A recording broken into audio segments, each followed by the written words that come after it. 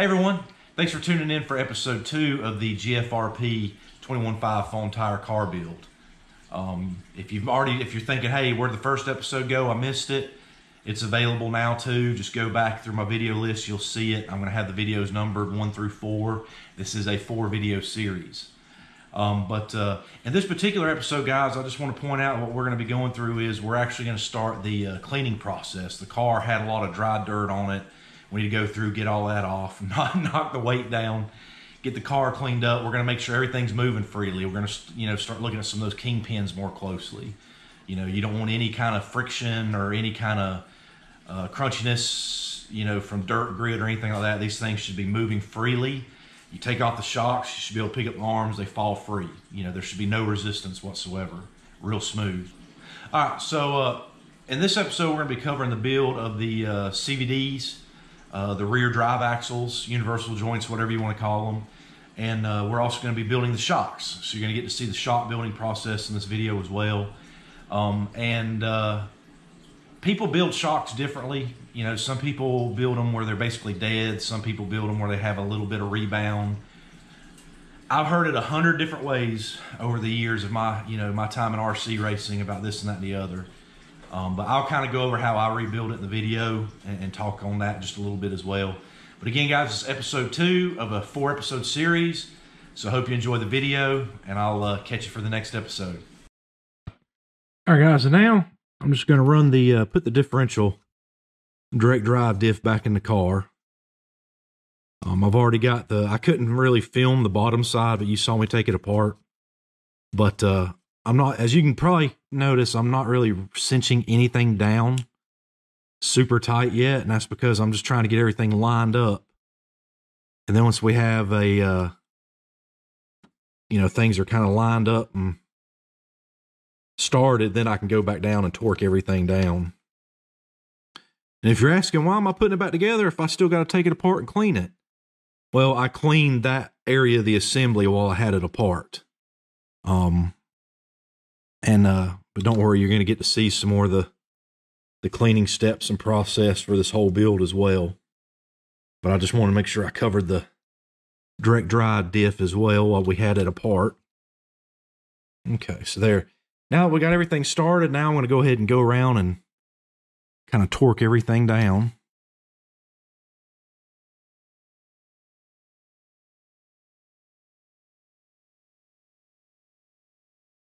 All right. And there we have it. We got a fresh direct drive differential installed in the car.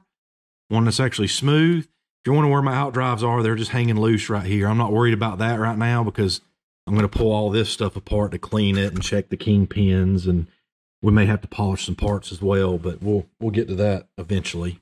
All right, guys, here we go for the next step. What we're going to be doing here is just got to get the car cleaned up. We got to get some of the tape off and things of that nature. But we got the direct drive in. It's good to go. We're going to be taking the lower control arms and things of that nature off. We're going to check some kingpins out. Got to do some cleaning and things of that nature. But we're going to go ahead and start by taking the rear control arms off. These are adjustable control arms. If you're wondering, you can adjust the toe pretty drastically within these cars. I believe up to 6 degrees or something of that nature. Those are Custom Works lower control arms, adjustable control arms, in case you're wondering. But what I'm going to do too is just start taking off some of those camber links and things of that nature, because we're going to take the shocks off and things like that later on as well. We got to rebuild those too. But I'm going to be checking for some play in some of these things. There is a couple areas that I didn't actually change up front that I'm like, okay, this could probably use a new ball cup. I do plan on going back through and doing that soon as well. I just got to wait on getting back over to my hobby shop to be able to do that. But we're going to go ahead and get those rear shocks off. Speed up the footage there so you're not spending 5 minutes watching me do that. But we got the rear shocks off, and then I do believe, yeah, we're going to get everything moved to the side because we got to clean all that up, guys. We want to make this as clean as we can. So now we're going to go ahead and take that front off, and what we're going to be doing is going to be taking that everything off the front there as well, right off that kick up. I'm going to be doing the same thing. We got to get this off. We got to get the shocks off. You know, we want to be able to test and check and feel the bearings and like the steering system and all that kind of stuff. So, you know, when it's all said and done, this car is going to be like 95% torn down. Because like I said, if I don't know if I've actually said it yet in the video or not. Originally, I was going to tear them down and we were going to work on those kingpins as well. But I decided, since these things have a lot of you know, they're free, they got plenty of play in it, things of that nature, I'm not going to be worried about changing them right now or cleaning them up and polishing them, because I plan on buying and installing new sets anyway. So right there was just checking the steer, and everything felt free and felt good. I am going to touch up, clean up the bearings with some cleaner, and go back touch it with some you know, some bearing oil or something like that just to help. But you know, the car overall wasn't in bad shape. It really wasn't. The biggest areas that I ran across was having to do the get that diff rebuilt. The diff without a doubt was the worst thing in the car. It was so bad. It's so crunchy.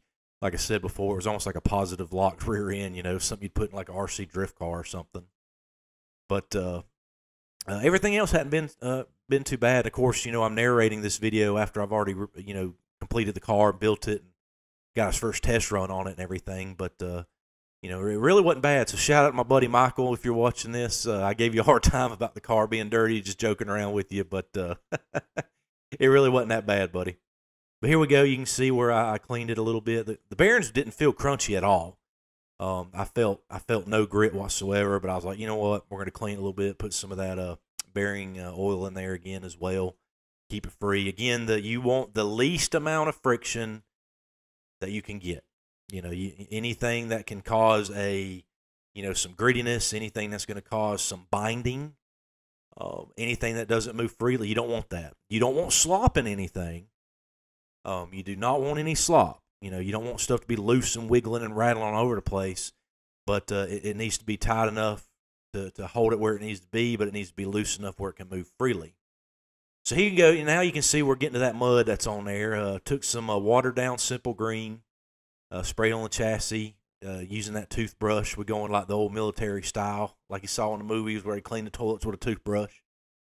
But it just lets you get in some of the little nooks and crannies of the chassis and areas that you wouldn't normally be able to get to with just like a towel or, you know, cleaning material or cleaning rag and stuff. So sitting now, you can see me going in and wiping it up and things like that. But chassis cleaned up real nice. You know, for it to be a used car, and you can go out and buy a brand new car today, build it, and put it on the track the same day, and it's not going to look like a brand new car. You're going to have scuffs on the bottom of the chassis plate. Your kickup's going to get scratched up, yada yada.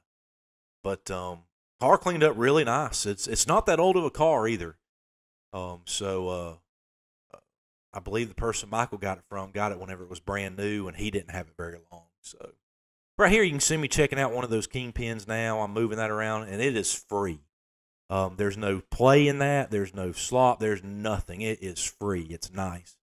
So I was like, well, you know what? Let me go ahead and just spray some cleaner in here just to be sure, you know, kind of get it out. Then I'm going to move it around again a little bit to make sure. But then right here, this is the CVD area I'm looking at. Whenever CVD, you know, universal joint, rear axles, whatever you want to call them, felt a little gritty. There's a little bit going on in there, but I could tell that the car or the universal joint part of it had not been greased in a while. And I was like, you know, this needs something. So let's tear these down and look at it. If they're, you know, salvageable and rebuildable, I'll rebuild them and keep them. If not, we'll have to get new ones. So that was one thing I had to do was, you know, go ahead and decide, let's tear this down. Let's see what we can come up with. So we're going to throw some cleaner in there, trying to get a better look. You know, had a little bit of caked up dirt. No, like I said, no grease. I mean, it was dry. I'm actually kind of surprised they wasn't worn out no more than they were. They were usable, quite salvageable. So that's what we ended up doing here. I was just like, you know what? Let's just go ahead and rebuild them. We'll repack them with grease, and you know, do all that kind of stuff and get these things ready to go and back in the car.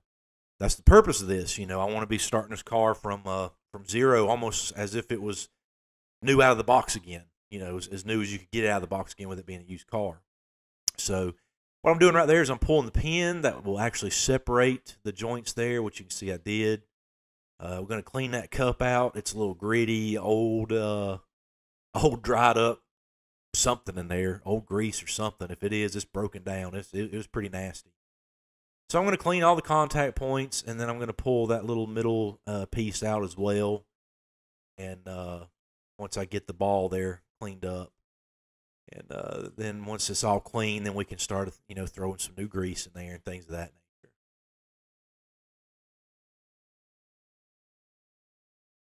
All right, so right there, in my toolbox, I always keep a little thing of, like ball diff lube, black grease, even some old associated green slime, stuff of that nature.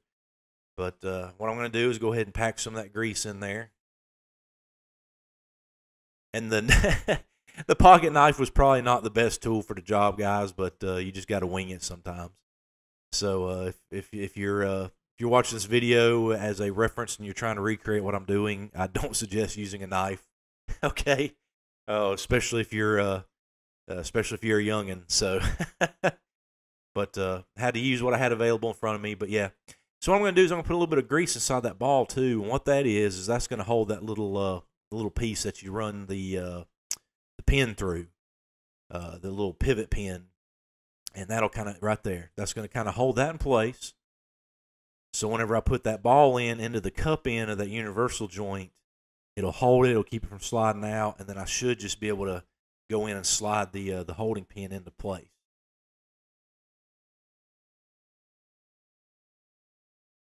Here we go. Now we're taking the ball to the cup. Gonna hold it there. Then we should be coming up with that pin. Yep, there we go. There's that little bitty pin. The pivot pin, the master pin, the holding pin, whatever you want to call it.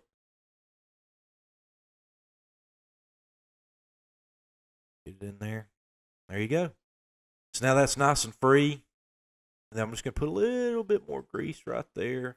Clean it up a little bit. I'm just going to, move it around a little bit, make sure everything's good. And once I did that, it definitely felt a lot better. There, like I said, there was some old dirt, probably remnants of old grease in there. It was kind of crunchy and a little rough, but that definitely cleaned it out and smoothed it out. So another thing I'm doing too is that's another area with like another kingpin in it. And I was debating on taking it apart, but once again, everything moved free. I felt no grit, no issue. So I just decided, you know what, we're going to leave them in the car. They're moving freely. They're doing what they're supposed to be doing, and we're just going to put some brand new kingpins in this car. After test and tune day and whenever I can get some more in or get the hobby shop to get some or whatever. So, but I decided, hey, let's check the bearings because the bearings are another very important part. I cannot stress to you enough, if you're watching this as a beginner, I know all of my experienced racers that watch my videos will come right out and tell you, they're aware. They are aware of how important bearings are, but that is another area you need to keep your maintenance on. Make sure all your control arms, anything that is connected with a pin, remove the shocks, remove whatever holds it in its normal holding place. Make sure they can move freely. And then, okay, so now we're cleaning up the control arm there. A little bit more simple green toothbrush and towel to wipe it down.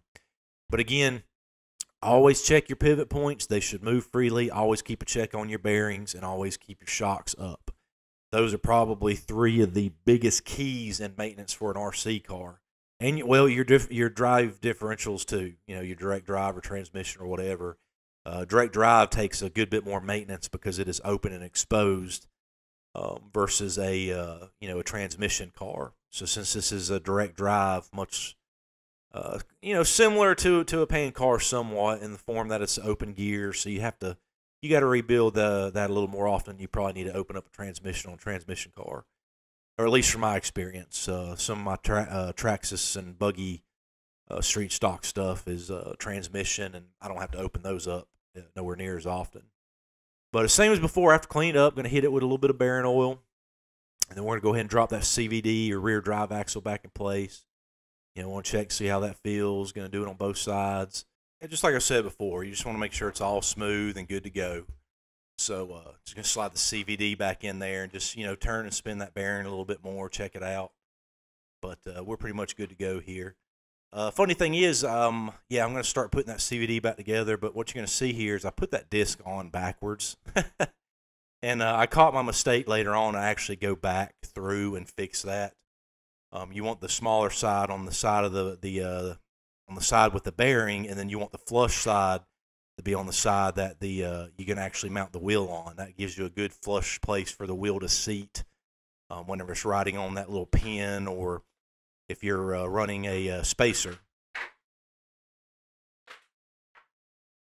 Because they do have spacers there that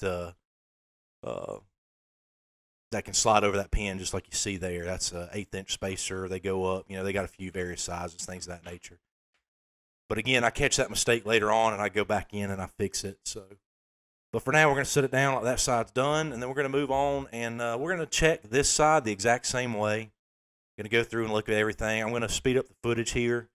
And you can kind of follow me doing it again at high speed, but I didn't want to bore you guys by, going, normal speed on each one, because each side, is done basically the same. You just got a left side and a right side, but they come apart and they're reassembled the exact same way. But so we're just going to go ahead and fly through this step, doing the same thing, and rebuild that CVD, rear drive axle, universal joint, whatever you want to call it, grease it up, get everything back in, cleaned up, back together. But you'll notice too on this particular set of CVDs that has actually a little plastic pin that goes into the out drives, and that is to help to keep from chewing up the out drives. If I remember correctly, on my Custom Works car, there was still a metal pin. Excuse me. If I remember correctly, there was still a metal pins on the Custom Works CVDs, but the GFRP ones are pretty cool. They're actually threaded, and then you can thread in, a Delrin or nylon or whatever kind of plastic piece in there. You do need to change those every so often because they will get brittle and break, but that's to help keep from chewing up that the out drives on that direct drive differential. So now we got that side. It's good to go. It's complete. So now we're going to start on the front end here. So we're going to do the same thing. We're going to have to pull off the shocks. We're going to check and see if everything is free, just like we did in the rear, because again, we want to make sure. So here we go. We're going to go take off the shocks. We're going to set them aside because we're going to build them a little bit later on in the video as well. So, and what you see me doing there is I'm putting the little nuts and the sleeves back in place. That's one of the biggest things I can give you guys that's new watching this. Put your stuff back where you won't lose it. Some of these parts are so small, they're so easy to lose. But yeah, as you can see there, I checked the kingpins. Everything was once again moving freely. There was no grit. There was no issue whatsoever. Clean. So I was like, once again, I'm not going to open it up and worry about repolishing these kingpins right now because I'm going to be replacing them. There's no point putting in that kind of work on something you're going to replace because I'm pretty much going to retire those. I may keep them in a Ziploc bag in the back of the toolbox just in case on race day I ever took a real bad hit, one got bent or something of that nature. I'd have a backup. But other than that, these kingpins are getting retired, new ones put in. So now I'm just going to be checking, the front steering links, knuckles, whatever you want. Yeah, the steering knuckles. So now I'm just going to be, checking that front steering knuckle area there, make sure all that stuff's good too. And you can see there's a couple areas. It looks like there's 2 different types in there. Not sure exactly sure what that's about. I got to talk to my friend about that, but everything checked out. Everything seemed to be good. I knew it was still running the Custom Works incline stuff on there, so we were good to go. So here, we got the clean chassis plate, everything. So it's time to go ahead and put that back in. Same as before, and you're going to notice on that side too, to keep from confusing you, you can go ahead and set that thing to have some rear toe on that left rear, because generally with these foam tire cars, we always run about 5 or so degrees at minimum rear toe in. That's from my experience. A lot of the other guys I talked to are the same way. But what I ended up doing here is I just went ahead and put it straight anyway, and I'm going to throw the toe in the car with the actual adjustable arms. For the simple sake of, since I'm testing this car, first time, going to be my first time racing with this car. If for my driving style, I find that the car setup may have less than that, I don't want to have to unscrew it and change it that way. I can do it on the fly and do some testing with the adjustable arms, and that's the beauty of it. So we typically do run a good bit of rear steer in these cars. You know, the left rear is towed in, the right rear is towed out. And depending on what manufacturer you're racing and this and that and the other, depending on track conditions, depending on your driving style, your right rear is typically anywhere between 0 to 4 degrees out. I do know some guys that run more out, you know, adding a lot more rear steer, because if you're 5 degrees in on the left rear and you're, you know, 3, 4, 5 degrees out on the right rear, that's going to be a lot of rear steer in the car. But I do know some people that run a lot more in the rear. And I know some people that run none on the rear, you know, but it all depends. Depends on the car, depends on the track, depends on the driver. But all right, so now we're going to go ahead and throw the front end back on that front kick up. We're going to get it all secured back together as well. And we're approaching that. We are approaching the shock rebuilding point video as well. So here we go. You know, everything, or not everything, but, you know, all your control arms and things of that nature is bolted back on the car, ready to go. So here we go. So yes, so here we are. Now we're going to do our first shock rebuild. And I'm going to walk you through a little more specifically for this first one, and then I kind of speed up the process before. But what you do have to do is, you know, obviously you need to take the cup off and the spring off. Then we got to get that threaded lid off as well. We're going to dump all that old oil out. And I want you to look at this cup. Look at that. That is some old, nasty shock oil in there.